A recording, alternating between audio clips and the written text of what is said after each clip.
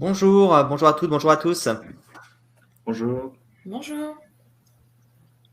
Eh bien, je vous dis bienvenue sur ce dernier webinaire de la semaine du retour des RH, où on va parler de notre sujet du jour qui est entreprise et politique, la fin du silence. Voilà, c'est une question qu'on pose dans une actualité qui est assez chargée justement sur la question politique et de savoir quelle place en fait ces sujets ont et vont avoir à l'avenir dans nos entreprises auprès de nos salariés. Donc, je remercie mes invités du jour.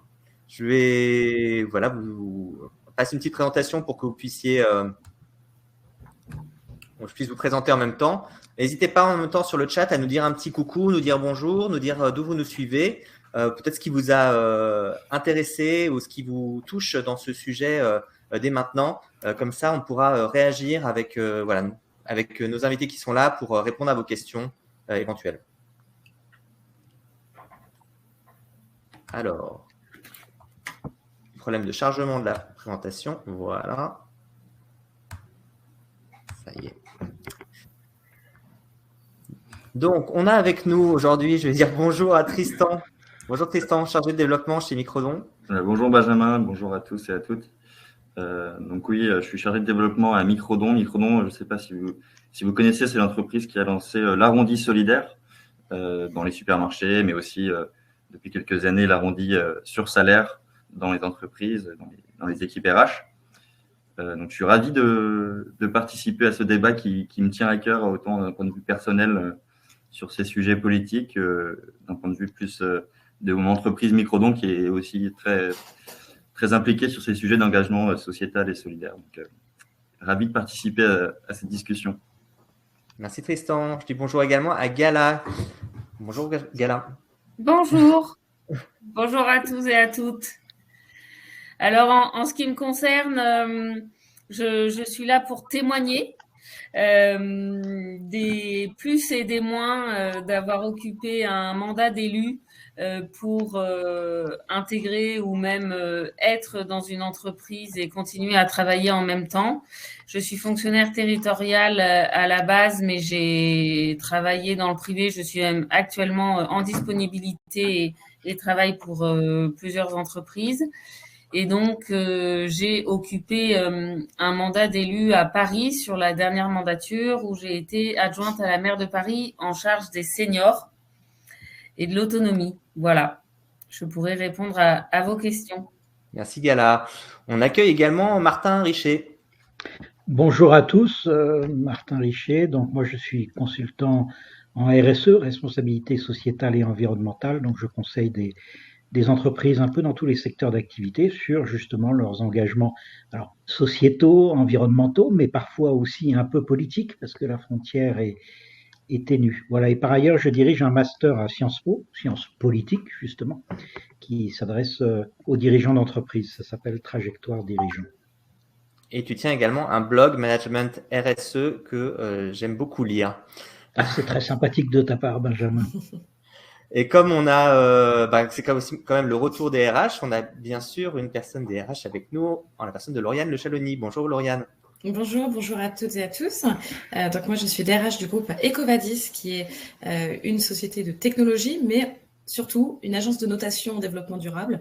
Donc on aide les entreprises à améliorer leur impact environnemental, social et sociétal à travers l'évaluation de leurs pratiques, la réalité, pour les aider à s'améliorer. Et donc ravi de participer à ce sujet fort important dans le contexte actuel. Tout à fait. Justement, on va parler du programme de cette conférence. On a une petite heure ensemble pour voir comment cette question du politique est abordée dans les différents pays. Peut-être voir si... alors je sais qu'aux États-Unis, on parle beaucoup de ces sujets politiques. Les entreprises, dans le cas, prennent position assez souvent. Est-ce qu'en France, on a la même chose? Est-ce qu'on observe le même type de situation? On commencera par cette question-là. Ensuite, on essaiera de voir où se situe la frontière entre la RSE et l'engagement politique des entreprises. Est-ce qu'il y a des terrains qu'on doit aborder, d'autres qui sont à éviter? Et puis, on interrogera également la question du politique à travers les personnes qui le défendent, les militants, les militantes. Est-ce qu'elles ont leur place dans leur entreprise? Est-ce qu'elles arrivent à s'insérer? Et plus largement, comment on fait si on souhaite encourager l'engagement citoyen ou politique de ses salariés? Quelles sont les solutions dont disposent les entreprises? Enfin, et c'est encore un sujet qui sera intéressant, j'espère qu'on aura le temps de le traiter, la gouvernance des entreprises doit-elle, elle aussi, évoluer? Est-ce qu'elle est pas une forme de miroir de ce qui se passe dans nos sociétés? Je vous propose qu'on commence dès maintenant. Je vais quitter la présentation pour qu'on puisse vraiment nous voir tous en grand, voilà, s'exprimer. Et je vais peut-être commencer avec Lauriane, si tu veux bien, pour voilà, te demander. Là, c'est vrai qu'on a commencé à préparer cette conférence. On savait que voilà, un mois plus tard, il allait y avoir les élections présidentielles. On se demande si finalement, est-ce qu'aujourd'hui, les salariés s'intéressent sur le sujet? Est-ce que les entreprises s'intéressent au sujet? Moi, j'ai pas l'impression d'entendre beaucoup de choses autour des élections. Donc, c'est en effet une question assez intéressante. C'est que au niveau des entreprises, c'est assez peu vocal parce qu'il y a, un peu comme le reste de la population française, un sentiment de ras-le-bol, que de toute manière, c'est un peu toujours les mêmes messages, que tout le monde parle des mêmes sujets. Et donc, on ressent que les collaborateurs, finalement, sont un petit peu fatigués d'avoir les mêmes conversations sans que ça serve vraiment. Et donc, cette année en particulier, on les sent encore plus loin de ces sujets, de ces préoccupations. Par contre, les jeunes ont une attente vraiment poussée sur les questions environnementales. Et donc, il y a beaucoup plus de discussions autour de ça qui ne sont pas forcément totalement liées à l'élection présidentielle, mais liées à quel va être l'engagement des gouvernements, de notre gouvernement. Et donc, d'aller beaucoup plus loin sur ces sujets qui reviennent. Il y a notamment ce week-end encore la marche pour le climat. Et donc, il y a beaucoup de questions autour de ça. Et dans ce qu'ils disent, c'est pourquoi dans la politique, ils n'en parlent pas suffisamment aujourd'hui par rapport aux besoins et à nos propres générations sur le futur. Donc, c'est surtout ça le sujet.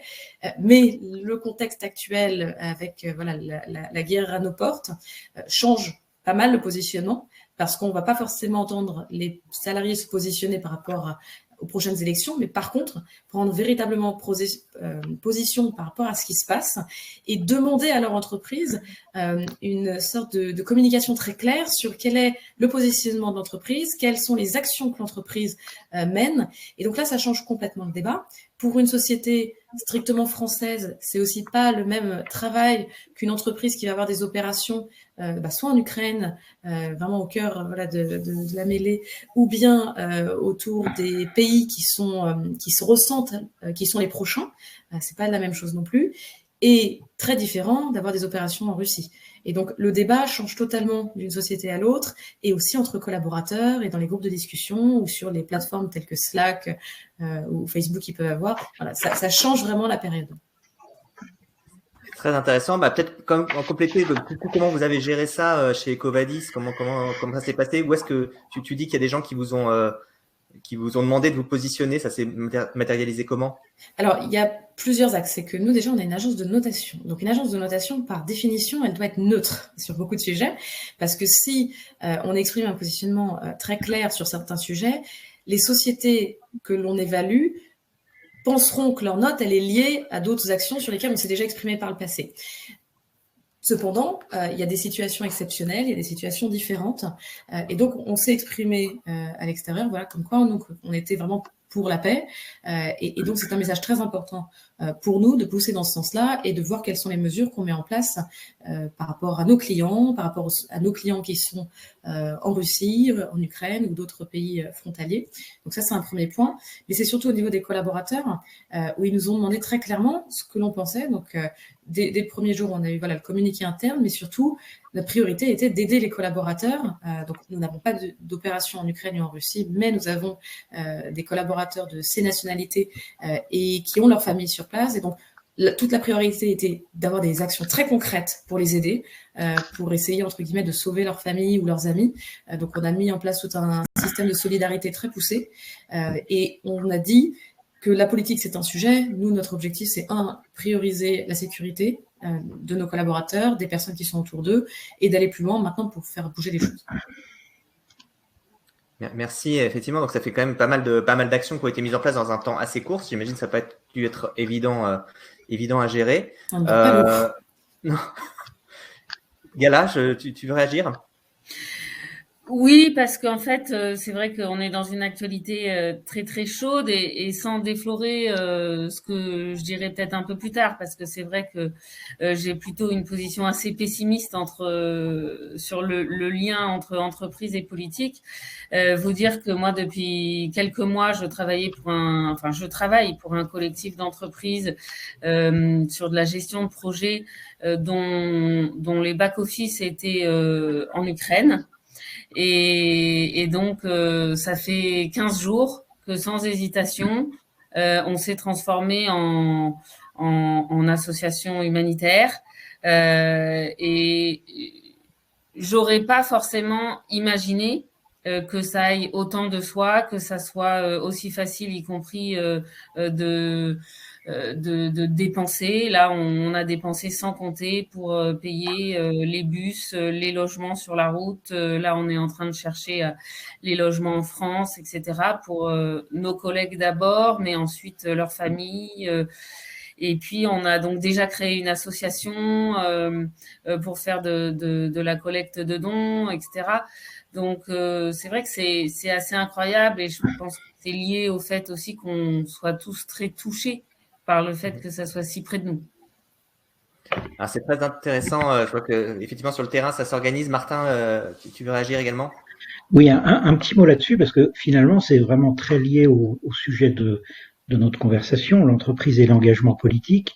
Moi, je trouve que on réfléchit trop vite sur les conséquences de ce drame en Russie et en Ukraine, en exigeant, c'est le cas des médias, d'une grande partie de l'opinion publique, qui disent pas de compromission, donc les entreprises doivent se retirer, celles qui y sont doivent se retirer. Moi, je pense que c'est une vision à courte vue et qui va plutôt à l'encontre de ce que préconise la RSE. Vous voyez, par exemple, quand Nike a subi les contre-coups de la découverte du fait qu'il y avait des enfants de moins de 12 ans qui travaillaient dans 2 usines en Asie du Sud-Est, qui n'étaient pas des usines de Nike, mais qui étaient des usines qui produisaient pour Nike, ça leur a fait beaucoup de mal à leur image, mais leur façon de se sortir de ce problème, ça n'a pas été de dire on expulse ces 2 fournisseurs, on ferme les 2 usines.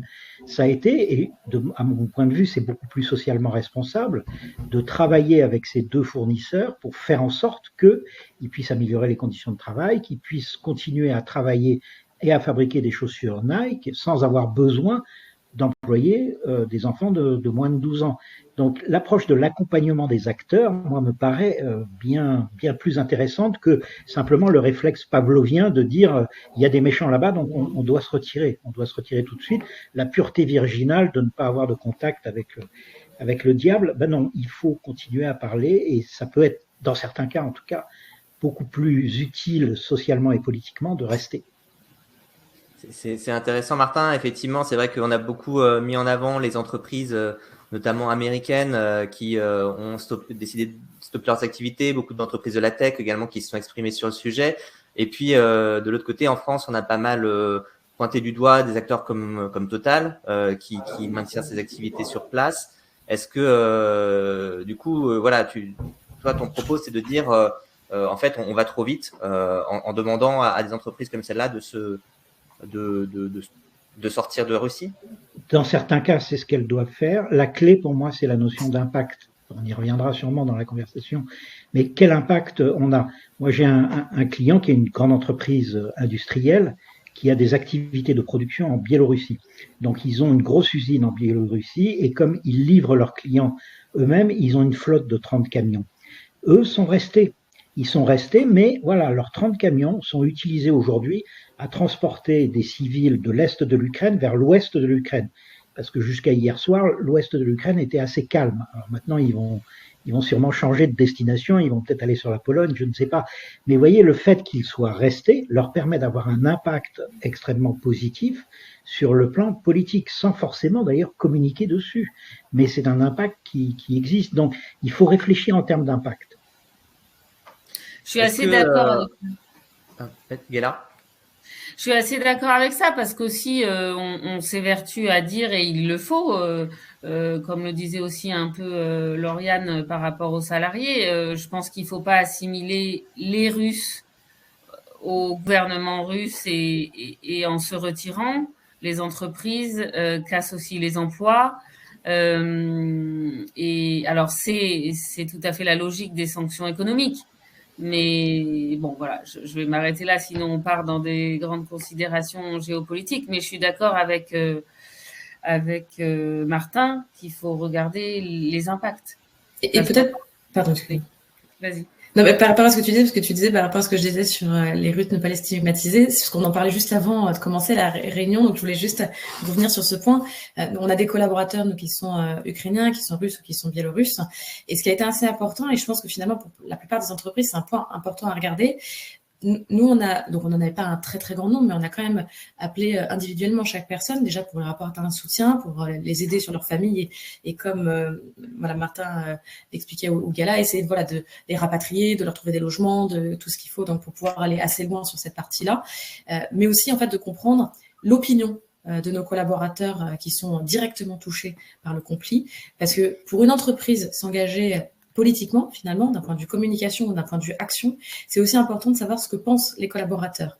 Et donc, toute action ne peut pas être faite de la même manière dans un pays. Donc là, on parle par rapport à cette crise, mais si on regarde le thème LGBT, où on a reproché aussi à un certain nombre de sociétés de ne pas s'engager publiquement sur leur positionnement, en fait, un groupe international ne peut pas communiquer de la même chose, un engagement LGBT, sans prendre en compte les législations des pays où ils ont un bon nombre de collaborateurs, ou la religion aussi, sans en fait aller directement contre leurs propres collaborateurs qui sont dans ces pays-là. Et donc, il y a une bascule politique, d'engagement, qui n'est pas toujours simple et qu'on peut avoir tendance à oublier, comme Martin le disait, en allant beaucoup trop vite, en se disant mais il faut se positionner parce qu'on le voit de sa fenêtre, mais en oubliant que l'impact en fait pour les personnes qui vivent dans ces pays ne va pas être forcément le même. On a l'impression quand même qu'il y a un peu plus, alors peut-être ça se voit moins, mais peut-être qu'il y a quand même plus de frilosité côté français à s'exprimer en tant qu'entreprise sur le sujet qu'aux États-Unis. Est-ce que c'est quelque chose qui est assez fréquent, j'ai l'impression, ou est-ce que, je sais pas, qu'est-ce que vous en pensez? Martin, peut-être. Hein, ou Lauriane, vas-y. Non, mais Martin, vas-y. Oui, alors moi je suis pas du tout d'accord avec ça. Hein, je le dis clairement. Je trouve que en France, on a une conception qui est parfois d'ailleurs trop proche entre politique et économie. Hein, vous savez, les grands dirigeants d'entreprise, énarques, polytechniciens qui passent fréquemment du secteur public au secteur privé, puis à des postes en ministère. Mais en tout cas, sur le sujet qui est absolument essentiel de l'intervention des entreprises sur le terrain de la société, sur le terrain de l'environnement, je pense qu'en France, on a été plutôt précurseur et même en avance sur les États-Unis. Je rappelle par exemple les initiatives d'Antoine Riboud, qui était un homme d'entreprise, c'était le PDG de Danone, en 1972, donc c'est pas d'hier, aux assises de ce qu'on appelait à l'époque le CNPF, maintenant ça s'appelle le MEDEF, c'était à Marseille.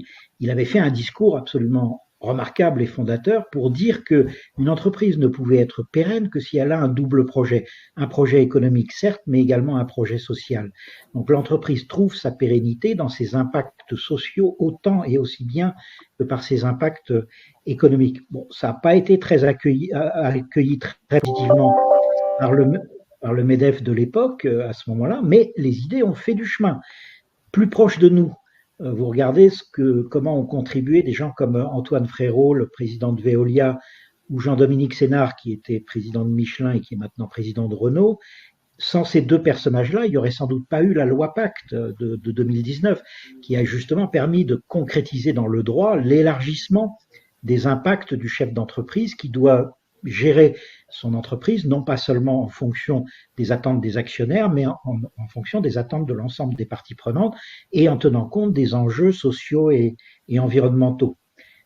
Encore un petit peu plus proche, Pascal Demurger, président PDG de la Maïf, a écrit en 2019 un bouquin qui est exactement le thème de notre conversation. Le bouquin s'appelle « L'entreprise au XXIe siècle sera politique ou ne sera plus ». C'est publié aux éditions de l'Aube, une très bonne lecture que je recommande. C'est sorti en juin 2019 et c'est intéressant parce que la même année, c'est sans doute un hasard, mais la même année, le Time a fait sa couverture sur pourquoi les entreprises ne peuvent plus éviter la politique. Donc on voit qu'on est un peu sur les mêmes terrains entre France et aux États-Unis. Alors peut-être que les Américains sont plus dynamiques sur des thématiques un peu émergentes et déconnectées de l'activité des entreprises. Par exemple, il y a beaucoup d'entreprises américaines qui se sont beaucoup impliquées sur les migrants, par exemple, alors que très peu d'entreprises l'ont fait en France. Mais on a des brillantes exceptions. Par exemple, Jean-François Rial, qui est le PDG de Voyageurs du Monde, qui s'est énormément investi publiquement, qui a fait des actions dans cette direction-là. Voilà, donc je pense que la France n'est pas forcément en retard. Et pour finir, finalement, la différence d'approche entre les entreprises françaises et les entreprises américaines, c'est qu'en France, on a plus tendance à choisir les causes que l'entreprise va soutenir en fonction de la nature de nos activités. Par exemple, je suis Veolia, donc je suis proche des thématiques environnementales. Je suis Renault, donc je suis proche de la conversion écologique par le moteur électrique, etc. Alors que les États-Unis sont parfois très actifs plutôt en fonction des thèmes qui sont en vogue et sur lesquels ils surfent. Par exemple, il y a plein d'entreprises américaines qui se sont impliquées sur le soutien des LGBT, alors qu'en France, c'est vraiment l'exception, même s'il y en a quelques-unes. Donc finalement, moi, la conclusion que j'en tire, c'est que tout dépend de la culture dans laquelle on se trouve. La culture française, qui est une culture républicaine, est différente de la culture américaine, qui est une culture communautariste, où en gros l'intérêt général est la somme des intérêts particuliers, et donc on ne réagit pas de la même façon en fonction de ces environnements culturels très différents. C'est intéressant comme distinction. J'ai l'impression que Tristan, tu voulais réagir. Oui, non, mais je comprends le point de vue de Martin. Moi, je ferais juste une petite nuance entre du coup l'engagement sociétal ou l'engagement pour des causes solidaires et l'engagement politique. Par exemple, aux US, quand on dit que des entreprises vont davantage soutenir des causes d'actualité comme les réfugiés ou Black Lives Matter, etc., il y a une petite distinction avec les types d'engagement qu'il y aura en France. En France, j'ai l'impression, à mon sens, que les entreprises s'engagent pour des causes, des grandes causes, qui dans le fond sont politiques, donc l'écologie, la cause des femmes, etc., mais qui à l'échelle de l'entreprise resteront apolitiques, dans le sens où les entreprises ne vont jamais dépasser un certain seuil d'engagement politique au sens de la prise de position ou de l'action vis-à-vis de sujets qui sont d'actualité. Je pense qu'il y a un certain seuil sur l'actualité politique qui n'est jamais franchi par les entreprises, et en ce sens, je pense que les entreprises s'engagent plus sociétalement ou solidairement que politiquement. Par exemple, elle fera très peu de plaidoyers ou signera très peu de manifestes. Pour les présidentielles, par exemple, ça sera plutôt des collectifs ou des associations qui vont faire ce job-là et faire des propositions.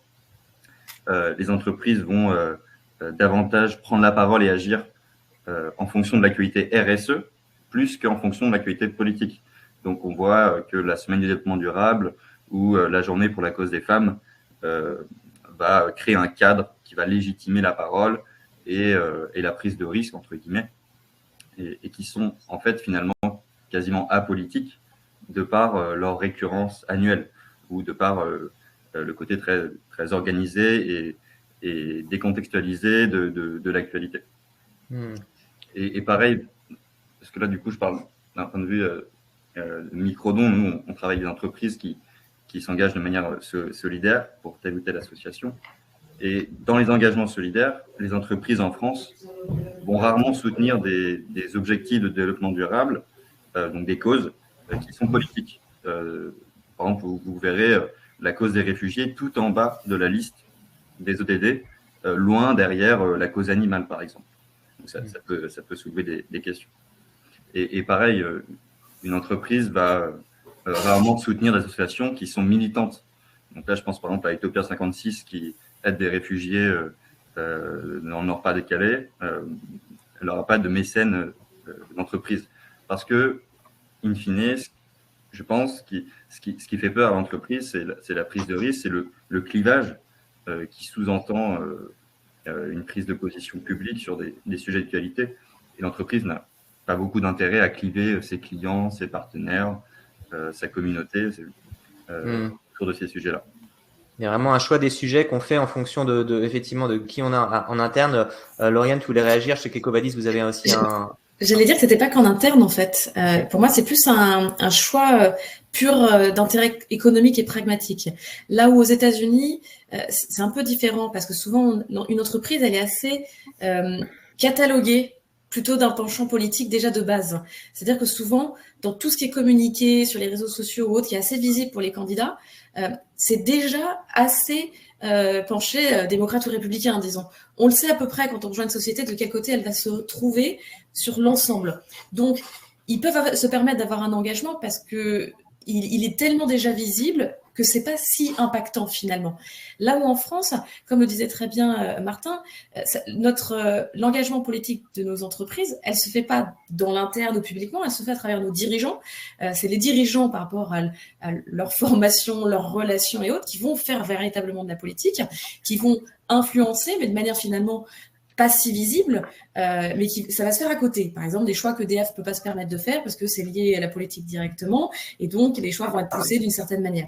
Là où, finalement, par pur intérêt économique ou pragmatisme, les entreprises, elles vont se positionner sur des actions qui ne vont pas faire bouger les consommateurs d'un côté ou de l'autre. Donc, comme le disait très bien Tristan, et j'étais totalement alignée avec ce que tu expliquais, ce ne sont que des sujets qui sont assez ouverts, discutés par tout le monde, où personne ne peut vraiment être totalement contre. Et donc, ça n'a aucun impact sur les consommateurs, en tout cas pas l'impact de les faire partir, les impacts de dire « Ah, c'est bien, cette société est alignée avec ce que je pense, avec mes valeurs », ou c'est pas un sujet qui les touche, et donc potentiellement, ils ne le voient pas. Mais des sujets qui sont beaucoup plus politiques comme voilà, les migrants, etc. Ça, c'est pas du tout pareil. Et ils vont pas prendre les mêmes positions. Ou en tout cas, s'ils le font, c'est qu'ils ont déjà un dirigeant qui est totalement investi d'une manière ou d'une autre, qui le fait déjà lui-même à titre politique et publiquement. Et donc, c'est pas pareil. Et je voulais redonner aussi l'exemple, moi, du Brésil, où j'ai travaillé comme DRH pendant plusieurs années. Et c'était assez intéressant parce que il y avait un mélange des États-Unis, mais un mélange aussi de culture voilà, qui vient de pas mal d'autres pays. Et la politique, en fait, était un sujet de cantine, c'est-à-dire on parlait politique non-stop. J'y étais notamment pendant la destitution de Dilma Rousseff, et donc moment très important, et dans une entreprise multinationale sur place, qui avait des collaborateurs finalement de tous bords. Pour dire que les sujets politiques étaient tellement discutés que ça faisait partie quasiment de questions d'entretien des managers, de savoir de quel côté était la personne, au même titre que de quelle équipe de foot vous faites plus ou moins partie, parce que c'est aussi très important. Et donc, ça jouait dans la discrimination. Et donc, c'était très important d'un point de vue ressources humaines, d'aider les managers à comprendre non, mais en fait, on ne peut pas faire des décisions sur ces points-là. Et dans la cantine, de comment gérer les discussions des collaborateurs qui partaient vraiment totalement en vrille et qu'il fallait réussir à recadrer pour juste le bien collectif et qu'en fait, ce ne soit pas juste voilà, des débats sans fin qui vont rompre aussi le lien social entre les collaborateurs. Et donc, il y avait beaucoup de pédagogie autour de ça.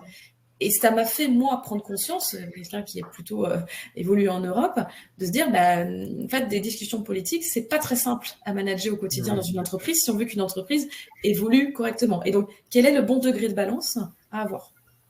Effectivement, du coup, il peut y avoir des abus quand on a dans une entreprise qui est trop politisée. Tu l'as bien expliqué, c'est assez intéressant. Martin, également, tu voulais réagir. Je sais que comment on choisit les combats quand on est une entreprise ? Alors, juste avant, pour prolonger ce qui vient d'être dit, moi je pense que sur une cause identique, les entreprises françaises et les entreprises américaines ne s'engagent pas de la même façon. Alors, je reprends l'exemple de LGBT, qui est une cause quand même de nature assez politique, me semble-t-il.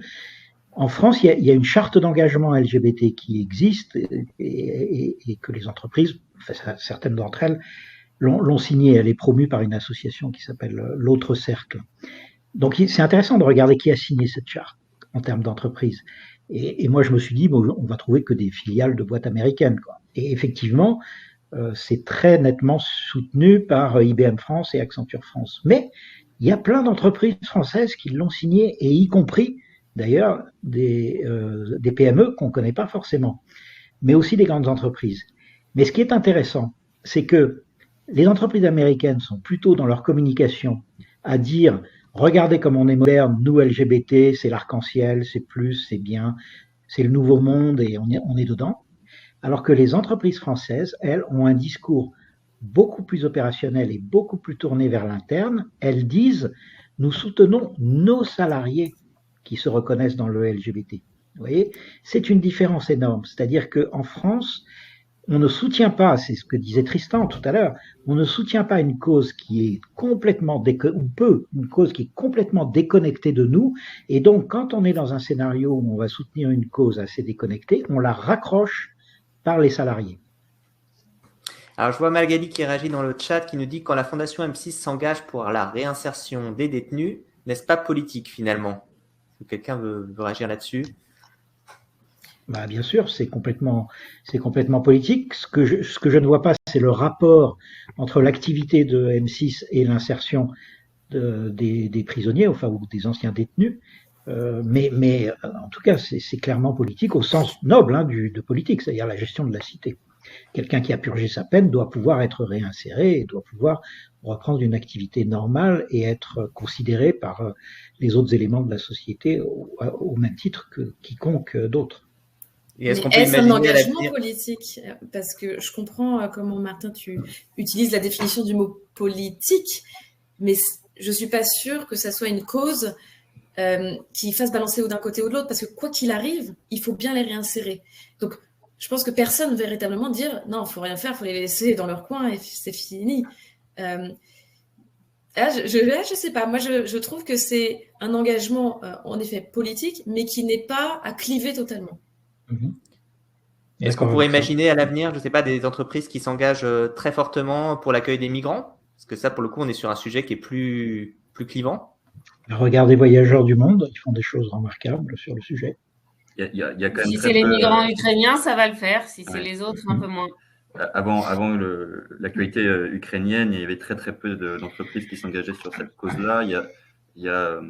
Je crois, il y a eu un manifeste qui a été signé par des DG, justement. Donc là, ça va peut-être des personnalités qui vont s'engager. Et là, je pense au DG de Baria, de BNP Paribas et d'IKEA, je crois, qui avait signé un plaidoyer pour les réfugiés. Mais on peut espérer qu'après la crise ukrainienne, ça va démocratiser le sujet de l'accueil des réfugiés. De par les multiples engagements qu'on voit passer là en entreprise, les dons, les collectes, l'accueil aussi. Voilà, ça peut démocratiser ces sujets-là. Mais on part de loin quand même. Oui. Alors, je vous propose qu'on ouvre un autre volet. On a pas mal parlé des prises de position des dirigeants, des dirigeantes sur les questions politiques. J'aimerais qu'on revienne un petit peu sur finalement ceux qui sont aussi dans le débat public, mais les simples militants, j'ai envie de dire, qui peuvent être salariés et qui peuvent avoir envie de s'exprimer, qui peuvent des fois être engagés politiquement sur le terrain. Est-ce que c'est facile ou pas pour eux de vivre à la fois un engagement politique et une vie en entreprise? Gala, je crois que tu as quand même un avis là-dessus. Oui, tout à fait. Un avis qui est basé sur, d'une part, bien sûr, donc mon histoire personnelle, mais aussi sur toutes les histoires des collègues élus de tous bords, en entreprise ou dans la fonction publique. Concrètement, je trouve qu'en France, c'est mal vu de faire de la politique. Et pour le coup, c'est vrai qu'on dit souvent la politique au sens noble du terme. Alors bon, on pourrait discuter qu'est-ce qui est noble, pas noble. Tout est politique aussi. Mais le fait en France d'être étiqueté dans un parti politique, de l'afficher éventuellement, c'est assez mal vu. Voilà. Et quel qu'il soit, parce que je pense que pour les employeurs, ça indique, en tout cas, moi, c'est vraiment comme ça que j'ai vécu, ça indique plusieurs choses. La première chose, cette personne a des idées, elle les affiche, elle les assume, et donc elle va les faire valoir au sein de l'entreprise. Ça fait peur. Deuxièmement, mon expérience, c'est qu'une fois qu'on arrive éventuellement aux responsabilités, la loi française permet un allègement de charges du salarié élu avec un système qui s'appelle les crédits d'heures. Et donc, bien sûr, les élus sont indemnisés pour cela, puisque toute heure passée à l'exercice du mandat est bien sûr défalquée de la feuille salariale et les indemnités d'élus permettent ça. Donc, elles diffèrent selon les différents niveaux de collectivité, etc. Je ne vais pas rentrer dans le détail. Et même s'il y a beaucoup de choses à dire sur le statut de l'élu, il y a beaucoup encore de manques en France par rapport à des pays qui vont beaucoup plus loin en termes aussi de sécurité de cet engagement, et je pense notamment à l'Allemagne. Il y a un cadre légal. Les employeurs, généralement, l'ignorent. Et comme c'est pas bien vu, on se dit, bon, bah, si cette personne va prendre des crédits d'heures pour faire son mandat d'élu, elle va moins travailler. En ce qui me concerne, moi, j'étais en position de management quand j'ai été élue d'une équipe d'une 20aine de personnes.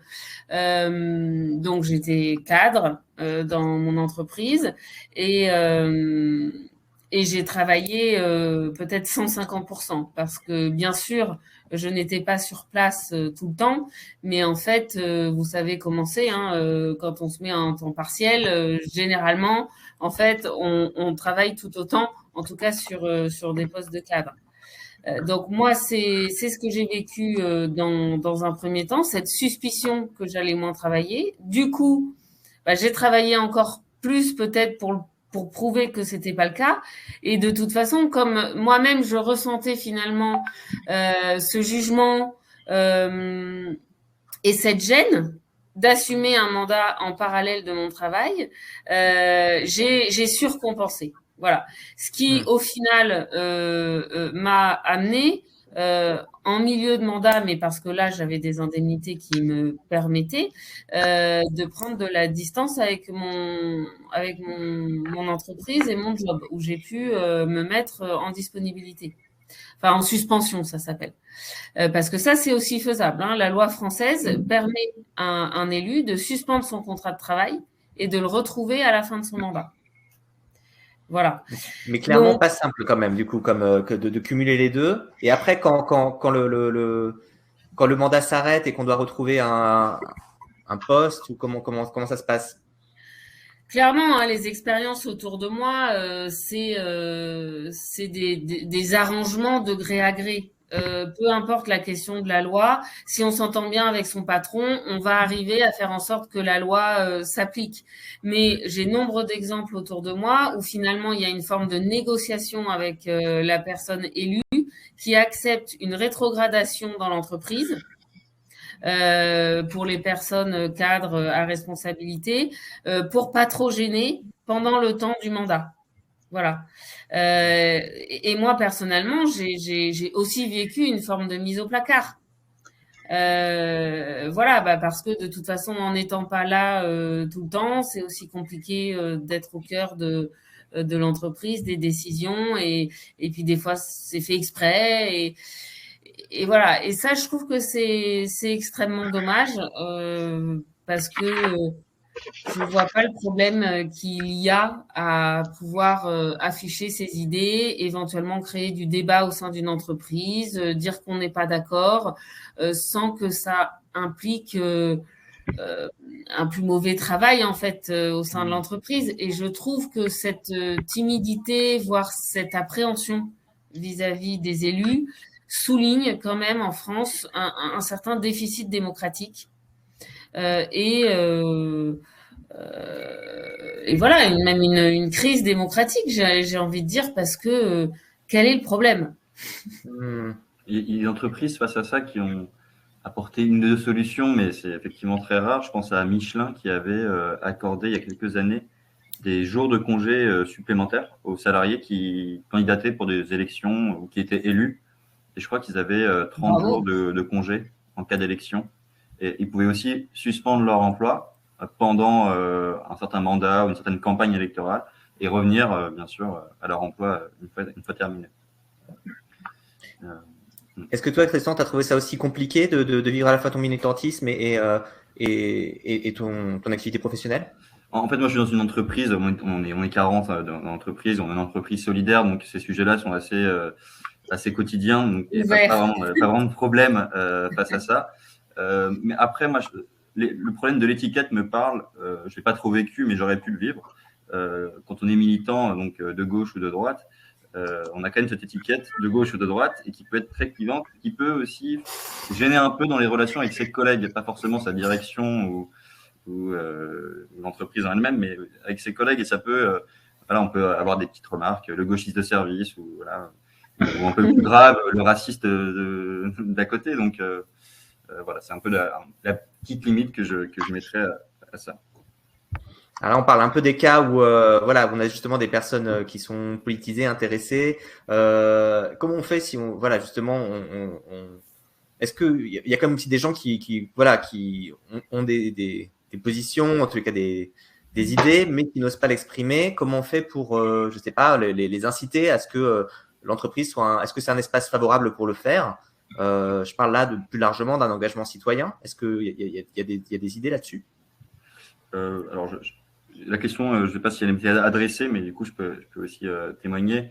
Je pense qu'il est difficile, je pense, d'être militant, entre guillemets, en entreprise, ne serait-ce que parce que l'entreprise ne crée aucun espace dédié à ça, ne crée aucun espace de discussion, ne crée aucun espace de débat ou de rencontre ou d'atelier, alors que ça pourrait vraiment, vraiment être le cas.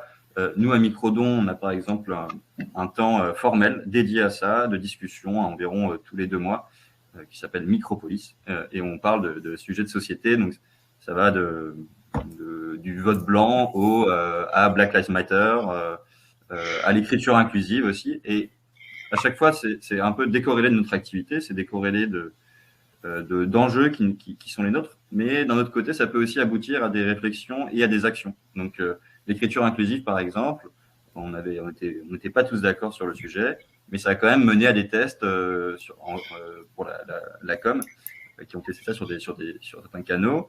Et par exemple, sur le sujet Black Lives Matter, ça a quand même mené à une cellule de réflexion sur la diversité et l'inclusion chez nous.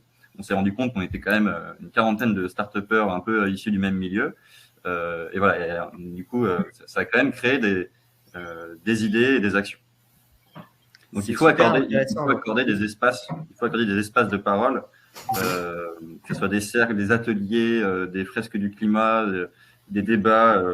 Ça peut partir de petites choses et ensuite, mener des actions. Non, mais c'est déjà un grand pas, effectivement, d'aller oser mettre un sujet qui n'est pas directement lié à l'activité sur la table pour laisser des salariés s'exprimer. C'est déjà une petite prise de risque qui est prise par l'entreprise. C'est intéressant de voir ce que ça peut générer aussi après en termes d'activité et de changement de comportement. Je peux partager aussi ce que nous, on a mis en place. On a créé une commission qui s'appelle Valeurs et Impact. Le nom a été choisi par les collaborateurs. Et en fait, donc, il y a 2 sponsors de l'entreprise qui vont aider des groupes vraiment préparés par nos collaborateurs. Donc, c'est les collaborateurs eux-mêmes qui ont choisi quels étaient qu'on appelle ça dans des task force, des réseaux, disons, des réseaux internes sur des sujets spécifiques. Donc, ils ont tous globalement voté sur les sujets qu'ils voulaient. Ensuite, ils ont candidaté chacun sur quel sujet ils voulaient se positionner. On a sélectionné donc des petits groupes, pas trop de personnes, entre 5 et 7 personnes qui qui dirigent chacun de ces groupes, mais avec le réseau de tous les autres salariés du groupe. Et donc, les communautés qui ont été créées, il y en a une qui est vraiment dédiée à la multiculturalité, parce qu'on a 75 nationalités dans notre groupe, donc forcément, on a beaucoup de choses, parfois il y a des incompréhensions, et donc ils travaillent sur toutes les actions d'amélioration dans l'entreprise déjà, pour la meilleure compréhension des cultures, l'ouverture d'esprit, comment on travaille ensemble, quelles sont les différences que l'on a. Il y a un groupe qui est spécialisé, qui s'appelle Rainbow Vadis, donc qui est sur la partie LGBT, et qui a aidé notamment FAQ, c'est quoi être transgenre, et accompagner la transformation d'une collaboratrice, et donc d'aider tout le reste de l'organisation à comprendre en fait c'est quoi les différences, comment on respecte, même si on n'est pas d'accord, même si dans son propre pays c'est illégal, même si dans son propre pays la culture qu'on a c'est que c'est anormal, et donc comment on les aide à comprendre ce qui se passe sans qu'en fait, ils expriment un avis qui peut blesser quelqu'un. Et donc, on a beaucoup travaillé aussi autour de ça. Il y a une partie qui est sur toute la partie diversité, qui travaille notamment sur la mise en place du langage inclusif, mais aussi sur l'accessibilité de tous nos outils en interne pour tout type de nécessité, mais aussi sur nos outils en externe, donc la plateforme Ecovadis. Et donc après, il y a d'autres réseaux, qui est pour l'égalité homme-femme, qui est pour les personnes qui sont atteintes de longues maladies. Et donc, c'est nos collaborateurs eux-mêmes, en fait, qui gèrent ces sujets, qui identifient les problématiques, qui décident ensemble ce qu'ils pensent qu'il faudrait faire et qui après décident ou non de communiquer à l'extérieur aussi sur l'impact, ce qu'ils ont fait, ce qui est positif, mais toujours avec une importance qui est, on est une agence de notation, donc il faut quand même une certaine neutralité. Et donc la manière dont c'est exprimé à l'extérieur, de toujours montrer que, en fait, on accepte des deux côtés, c'est pas un jugement, c'est aussi pour permettre à ceux qui sentent avoir ce besoin, qu'en fait, ils seront aussi respectés, reconnus. Et pour le coup, ça marche très bien, parce qu'on a des personnes qui sont totalement contre certains sujets. Et pour vous donner un exemple qui est très récent, ce matin, je présentais à tous les collaborateurs du groupe l'avancée des sujets RH, communication, et on parlait notamment de ces réseaux à nouveau. Et on a 3 nouveaux collaborateurs qui, dans l'heure qu'on suivit, nous ont appelés pour nous spécifier que pour la première fois de leur vie, ils souhaitaient dire à leur employeur qu'ils avaient une problématique personnelle, qu'ils n'avaient jamais senti d'avoir le courage de le dire, et qu'ils sentaient qu'en fait, on avait un vrai engagement, pas spécifiquement d'un côté ou de l'autre, mais qu'en fait, ils sentaient que c'était une vraie ouverture d'esprit et que même si leurs collaborateurs, leurs collègues allaient peut-être pas comprendre le sujet, ils sentaient qu'ils auraient le soutien et ne seraient pas jugés. Et pour moi, c'est vraiment là que l'entreprise elle a un rôle à jouer, c'est de faire la bonne balance, mais de laisser une vraie ouverture pour faire avancer les choses. Et puis la bonne pratique que tu soulignes là-dedans, c'est sur ces sujets citoyens, par définition, du coup, de commencer par le bas, et donc par les salariés, et de co-construire avec eux, donc que ce soit par le vote, comme tu dis. Nous, on le vit à Microdon. Les entreprises, très souvent, quand elles lancent des dispositifs d'engagement solidaire pour soutenir une asso, pour faire du bénévolat, du don sur salaire en entreprise, elles vont, par exemple, demander à leurs salariés de voter pour les associations qu'elles souhaitent soutenir, donc pour les causes, finalement. Même si elles sont inscrites dans un cadre de cause soutenu par l'entreprise, les choix sont quand même multiples. Et c'est hyper important, ne serait-ce que pour stimuler la participation ensuite à ces sujets-là. Ça facilite effectivement les discussions et le sentiment de sentir inclus dans l'entreprise et du coup accueilli également. Donc on a envie d'y rester plus longtemps. Est-ce que Martin, tu veux également réagir sur peut-être des dispositifs qui sont possibles pour les entreprises qui veulent que leurs salariés s'engagent? Alors oui, mais s'engage à quoi? L'engagement politique est quand même, me semble-t-il, moi je suis un peu réticent sur toutes ces questions-là. Je pense que l'intérêt des entreprises, c'est effectivement d'avoir des salariés engagés politiquement. Par exemple, je note que les chefs d'entreprise se plaignent périodiquement de voir que l'Assemblée nationale est peuplée de professeurs, de médecins, d'avocats, de retraités, et qu'il y a très peu de gens qui travaillent en entreprise, qui sont députés par exemple, encore moins qui sont sénateurs, ce qui donne finalement parfois des lois qui sont très éloignées des réalités. Je pense que ça ferait du bien à notre modèle démocratique que l'entreprise soit plus reconnue dans les sphères politiques qui fabriquent la loi ou qui fabriquent les dispositifs d'arbitrage politique. Donc les entreprises y ont intérêt. C'est difficile pour elles de s'engager parce que en France on est quand même vraiment dans la culture de l'apolitisme. On est quand même dans la culture où en France on fait des affaires. Bien sûr on est très vigilant de plus en plus sur nos impacts sociaux, sociétaux, environnementaux, mais entre guillemets, expression qu'on entend souvent, on ne fait pas de politique. Et d'ailleurs il y a un débat récurrent aussi qui se repose à chaque campagne électorale, même si cette année il est vraiment très en filigrane, qui est est-ce que l'entreprise est un lieu de démocratie?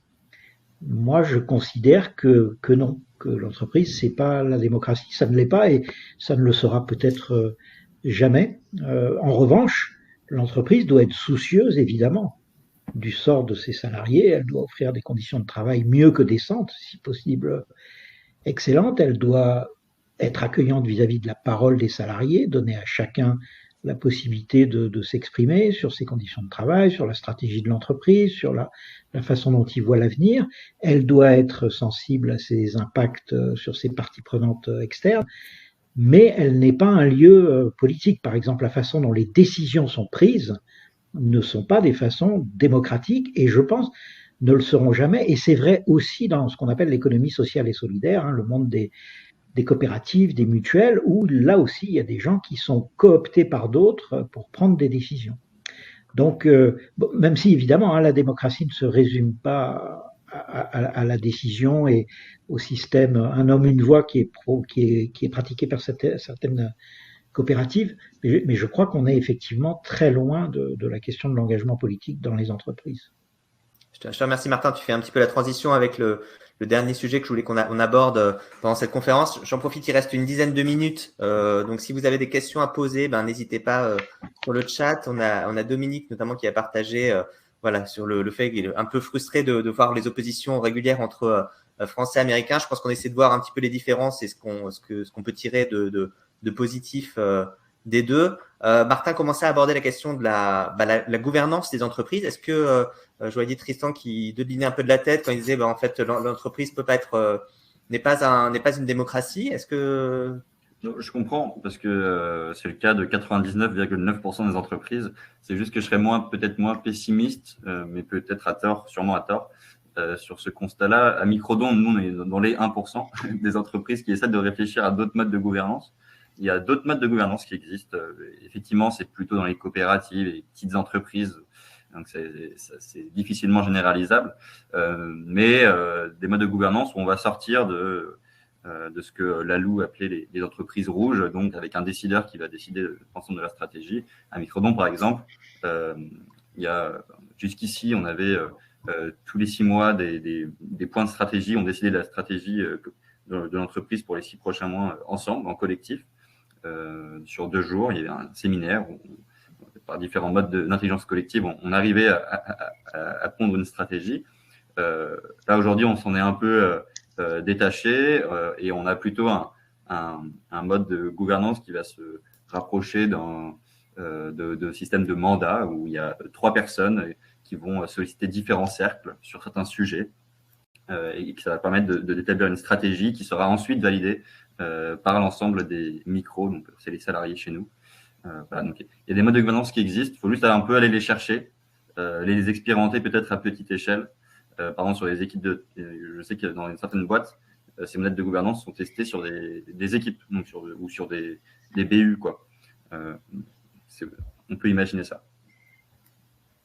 Je sais qu'effectivement, nous aussi aux ateliers du Harm, on essaie de prendre la direction d'une gouvernance partagée, mais c'est quelque chose qui est complexe à mettre en place et par petites touches pour démarrer. Est-ce que on a, je sais pas, Lauriane ou Gala, vous avez l'impression que sur ce point juste qui vient d'être dit, c'est facile ou facile, non, c'est plus facile peut-être de le faire quand on commence une société ou parce que c'est directement dans la culture, dans la mentalité, dans la manière de travailler et tout se construit autour de ça, ou dans une société de plus petite taille qui peut peut-être se réinventer. Par contre, si on demande, c'est vrai, à une multinationale du jour au lendemain de dire il faut passer à ça, c'est très compliqué quand même. Donc, je suis totalement d'accord qu'il ça serait quasiment un modèle à pousser pour toutes les sociétés qui sont en création et voir comment accompagner petit à petit les autres sociétés qui représentent une grande main, mais c'est quand même pas simple. Pardon. Je voyais Martin qui levait la main aussi. Oui, juste pour dire que effectivement, moi je trouve que c'est quand même un sujet très délicat pour les entreprises de prendre position, même si elles peuvent être parfaitement légitimes à le faire. Donc moi, ce que je conseille systématiquement à mes clients, c'est de bien en prendre la mesure, parce que quand une entreprise prend une position, elle s'expose. Et on a quand même beaucoup d'exemples de retour de bâton, ou d'effet boomerang, comme on pourrait dire. Par exemple, l'année dernière, oui c'est ça, c'était l'année dernière, Nike qui s'était beaucoup engagé sur Black Lives Matter, parce qu'ils s'étaient engagés sur ce thème-là, ils ont été épinglés parce que on a trouvé un sous-traitant qui bossait pour eux en faisant éventuellement, sans doute, travailler des Ouïghours. Ça se passait en Chine, évidemment.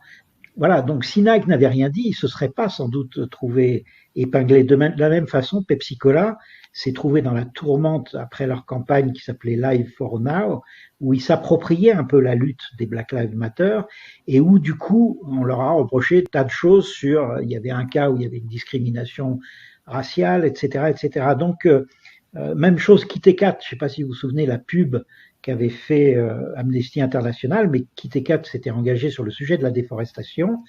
Amnesty International considère qu'ils participent en fait à la déforestation parce qu'ils utilisent des huiles de palme, et donc ils avaient fait une pub où, en parodiant la publicité de KitKat, où un enfant, au lieu de mordre dans la barre de chocolat, mordait dans le pouce d'un orang-outan. parce qu'on détruit les orang-outans en déforestant. Vous voyez, donc il faut y aller, mais avec authenticité, en étant sûr de ses arrières, de la qualité de ses propres processus. Et finalement, pour finir, moi, je vais vous donner les 3 critères que je conseille à mes clients d'utiliser pour choisir leur combat, c'est-à-dire pour savoir sur quoi elles peuvent apporter des choses sur les thématiques sociétales ou politiques. Le premier critère, c'est le P de pertinence. En fait, c'est les 3 P. Alors, pertinence, c'est-à-dire, est-ce que c'est cohérent vis-à-vis de vos activités? Vous voyez l'exemple tout à l'heure de M6, moi, je ne voyais pas la légitimité de M6 sur l'intégration des prisonniers, enfin des anciens détenus, parce que ça n'a rien à voir avec leurs activités. Je pense que si vous faites des choses qui sont en rapport avec votre activité, là, vous avez beaucoup plus de force de frappe et vous êtes beaucoup plus authentique et efficace. Deuxième critère, le P de performance. Est-ce que vous pouvez avoir un impact vraiment fort? Je donne un exemple concret. Moi, je travaille beaucoup avec le logement social, et dans le logement social, on a trouvé un domaine d'impact qui est les violences conjugales. Le problème des violences conjugales aujourd'hui, c'est que quand un conjoint commence à taper sur sa femme, assez vite, il va la taper de plus en plus fort et finalement, le temps que la justice réagisse, ce qui met systématiquement plus d'1 an et demi, le temps qu'on mette un bracelet d'éloignement à monsieur éventuellement a tapé tellement fort que sa conjointe est morte. Le logement social a un levier très simple, très efficace, qui est qu'ils peuvent reloger. Donc, ils ont pris un engagement dans la Fédération des ESH, qui est le plus gros réseau du logement social. Ils ont pris un engagement. Quand il y a une déclaration de plainte sur une violence conjugale, on propose immédiatement, pas dans 1 an et demi, immédiatement une solution de relogement à la femme dans un autre logement social, un peu éloigné du premier, mais pas trop quand même pour qu'on n'ait pas à changer les enfants d'école. Et voilà, et donc voilà une réponse extrêmement efficace qui coûte pas en plus très cher, mais sur lequel on apporte une réponse pertinente. Voilà. Et puis le dernier P, c'est le P de passage à l'échelle, c'est-à-dire être capable de déployer et du coup d'avoir un effet de massification. Dans le cas du logement social, non seulement ils ont fait ça, mais ils ont déployé une formation sur les postures à avoir en cas de violence conjugale ou violence interfamiliale pour leurs salariés, pour les salariés des boîtes de logement social.